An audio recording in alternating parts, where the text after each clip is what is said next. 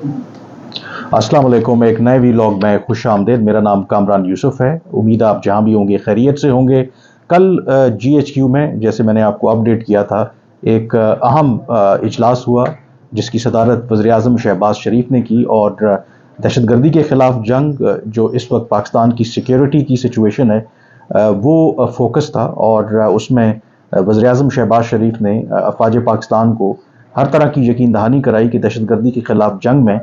जिस तरह के ज़राए या जो भी रिसोर्सेज चाहिए होंगे अफ़वाज पाकिस्तान को, वो उनकी हुकूमत मुहैया करेगी। और उसके साथ सिविल और मिलिट्री क़यादत ने यह फ़ैसला किया कि वो मिलकर जो पाकिस्तान के मफादात हैं उनका तहफ़्फ़ुज़ करेंगे, और एक खुशहाल और एक महफूज पाकिस्तान के लिए मिलकर काम करते रहेंगे। लेकिन उस इजलास के एक रोज़ के बाद, यानी कि आप कह सकते हैं कि चंद घंटों के बाद ही, क्योंकि आज अलस सुबह जो है शुमाली वज़ीरिस्तान का इलाका जो मीर अली का है, वहाँ पर दहशतगर्दी की एक बड़ी कार्रवाई हुई है। और जो ISPR की तरफ से बयान जारी हुआ है अब से कुछ देर पहले, उसमें जो उन्होंने तफसीलात शेयर की हैं कि जो दहशतगर्द थे उन्होंने मीर अली में पहले एक जो चेक पोस्ट है वहाँ पर अंदर घुसने की कोशिश की। जब वो नाकाम हुए तो फिर उन्होंने बारूद से भरी जो गाड़ी है, और जिसमें मल्टीपल जो सुसाइड बॉम्ब अटैक्स के ज़रिए अटैक किया उस चेक पोस्ट को, जिसके नतीजे में उस चेक पोस्ट का जो इमारत का एक हिस्सा था वो वहाँ पर मुनहदम हो गया, यानी कि कलेप्स कर गया, जिसके नतीजे में अकॉर्डिंग टू ISPR 5 जो पाकिस्तानी जवान हैं वो शहीद हुए, और उनके नाम भी शेयर किए हैं। और ISPR ने, जिसमें उन्होंने बताया कि हवालदार साबिर हैं जिनका ताल्लुक डिस्ट्रिक्ट खैबर से है, नाइक खुर्शीद जिनका ताल्लुक लकी मरवत से, सिपाही नासिर पेशावर से उनका ताल्लुक है, सिपाही राजा जिनका ताल्लुक कोहाट से है, और सिपाही सज्जाद जिनका ताल्लुक ज़िला एबटाबाद से बताया जा रहा है। इस बड़ी कार्रवाई के बाद फिर जो ऑपरेशन क्लीन अप शुरू किया गया, जिसकी क़यादत according to ISPR lieutenant colonel Kashif कर रहे थे, उन्होंने इफेक्टिवली इंगेज किया जो तमाम दहशतगर्द थे, और जो 6 के 6 दहशतगर्द थे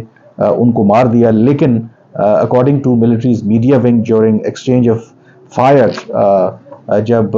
लेफ्टिनेंट कर्नल काशिफ जो हैं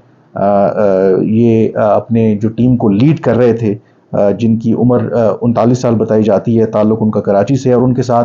कैप्टन मोहम्मद अहमद बदर 23 साल उनकी एज बताई जा रही है, ताल्लुक उनका तलगंग से है। उन्होंने बहादुरी के साथ इन दहशतगर्दों के ख़िलाफ़ लड़ा, लेकिन वो इस इनकाउंटर के दौरान शहीद हो गए। जो ISPR ने कहा कि फर्दर जो सैनिटाइजेशन जो ऑपरेशन है वो इस वक्त किया जा रहा है उस चेक पोस्ट और इस इलाके में, और वो ये कह रहे हैं कि जो सिक्योरिटी फोर्सेस हैं वो डिटर्मिन्ड हैं कि पाकिस्तान को इस तरह के जो दहशतगर्दी के जो वाक़यात हैं उनसे नाकाम नहीं बनाया जा सकता, और हर सूरत में इन दहशतगर्दों को नाकाम बनाया जाएगा। अब ये जो वाक़या पेश आया है, ज़ाहिर है कि ये जो तफसीलात हमारे पास आई हैं वहाँ पर मीडिया का उस तरह से एक्सेस नहीं है, आज़ाद ज़राए से पता नहीं चल सकता, तो रिलाई करना पड़ रहा है हमें जो ISPR का स्टेटमेंट है। जो इस स्टेटमेंट के अंदर भी जिक्र किया गया कि मल्टीपल सुसाइड अटैक्स किए गए हैं, जिससे अंदाज़ा होता है कि काफ़ी बड़ी ये दहशतगर्दी की कार्रवाई थी। जैसे मैं अपने जो हालिया जो वीडियोज़ हैं उसमें जिक्र करता रहा कि जो भी पाकिस्तान अफ़गानिस्तान के ऊपर और अफ़गान तालिबान के ऊपर दबाव डाल रहा था, तो उसके नतीजे में कम से कम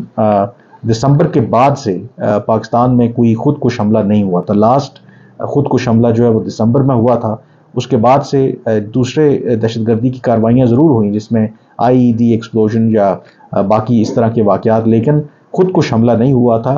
तो इस ब्रेक के बाद आज फिर ये मीर अली में एक नहीं बल्कि मल्टीपल सुसाइड अटैक्स हुए हैं, जिसका मतलब ये है कि जो पाकिस्तान के खदशात रहे हैं अफ़गानिस्तान को लेकर के और अफ़गान तालिबान और TTP को लेकर के, कि इन दहशतगर्दी की जो कार्रवाइयाँ हैं या TTP के ख़िलाफ़ जो जब तक मौसर कार्रवाई नहीं होती तो इस तरह के जो दहशतगर्दी के वाक़यात हैं वो होते रहेंगे। अब क्योंकि इस हमले को हुए کوئی زیادہ وقت نہیں ہوا اور ابھی تک جب میں یہ ویڈیو کر رہا ہوں کسی بھی گروپ نے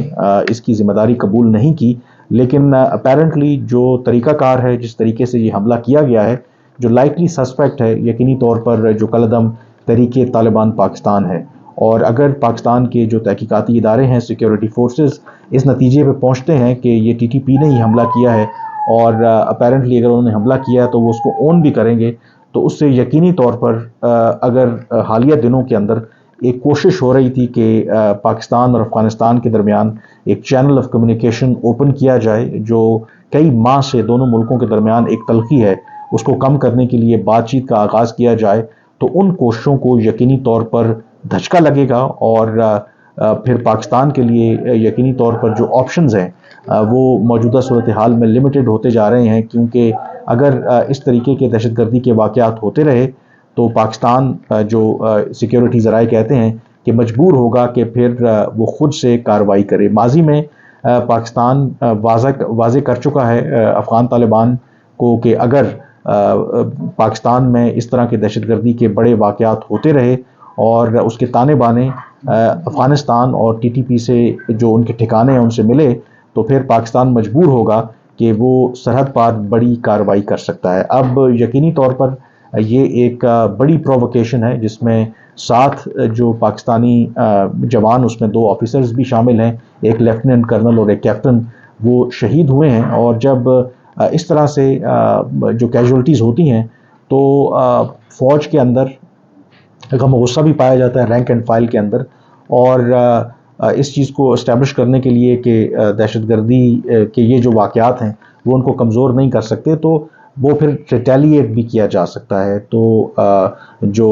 میں اس چیز کو کلوزلی فالو کرتا ہوں، یہ اگین ایک سیریس ایسکیلیشن ہے، اور اگر ٹی ٹی پی ان حملوں کی ذمہ داری قبول کرتی ہے یا کوئی اور گروپ جو افغانستان سے آپریٹ کر رہا ہے، تو پاکستان اور افغانستان کے درمیان تعلقات مزید کشیدہ ہونے کے خدشات ہیں، اور جیسے جیسے یہ واقعات دہشت گردی کے بڑھ رہے ہیں، پاکستان کو شاید اس طرف پش کیا جا رہا ہے، یا پاکستان کے لیے آپ کہہ سکتے ہیں کہ ایک ایسی سٹیج آئے گی کہ جہاں پر جو وہ آپشن ایکسرسائز نہیں کرنا چاہتے ابھی، کہ پاکستان سمجھتا ہے کہ جو سرحد پار جو کارروائی ہے یا ہاٹ پرسوٹ نہیں ہونا چاہیے، لیکن اگر Afghan Taliban T T P کے خلاف کوئی کارروائی بھی نہیں کرتے اور یہ حملے اسی طرح سے جاری رہتے ہیں، تو پھر کہیں نہ کہیں ایک ایسا پوائنٹ ضرور آئے گا کہ جہاں پر پاکستان مجبور ہوگا کہ وہ اس طرح کی جو کارروائی کرے، اور ایک واضح پیغام جو ہے وہ اکراس دا بارڈر جو دہشت گرد بیٹھے ہوئے ہیں ان کو دے، اور ساتھ ہی ساتھ افغان طالبان کو بھی۔ تو یہ ایوالونگ سچویشن ہے، اس کے حوالے سے جو بھی اپڈیٹس ہوں گی اس حملے کے حوالے سے، اور جیسے میں نے کہا کہ ابھی تک تو کسی گروپ نے اس کی ذمہ داری قبول نہیں کی، جو بھی فردر اپڈیٹس ہوں گی میں ڈیفینیٹلی آپ کو اس کے حوالے سے آگاہ کرتا رہوں گا۔ آپ سے ریکویسٹ ضرور کروں گا کہ آپ میرے چینل کو سبسکرائب کریں، تاکہ ان تمام موضوعات کے حوالے سے آپ کو بروقت اور مستند جو اپڈیٹس ہیں اور جو خبریں ہیں وہ ملتی رہیں۔ فی الحال مجھے اجازت دیجیے، اللہ حافظ۔